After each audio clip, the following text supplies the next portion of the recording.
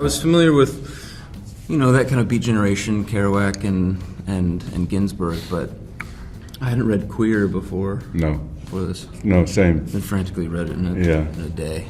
Yeah, I'd same. I think. I mean, the same. I knew of him and Ginsberg and Kerouac and that kind of, but not really his deep history, and certainly not this period in his life when he was in Mexico, and it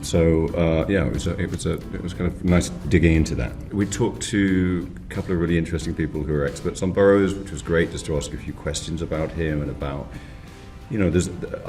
I always felt that Burroughs had a very public face, and I wanted to know what the private part of him was like. And I think in Queer you sort of see more of that than you do in his other books. But after that, it's just you get on with it. The script's good, you say the words, and hopefully they come out right. It's that simple. That's all it is.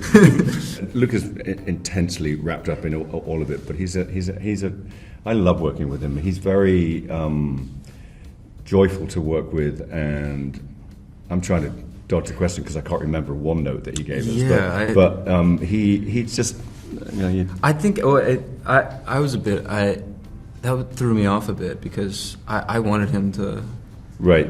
There were times where I was like, what do you think? But I think he has such a trust in the team of people that he's built around him. Right, and also in his actors. I mean, I mean, he's just like, I mean, I think if it was wrong, he'd say something, but if it was right, he'd just say, let's, move on, let's do it, let's go, we have it. I mean, which can be a little disconcerting, but I think after a while you just go, I'm in his hands. Yeah. Your insecurities. He's in charge. Yeah.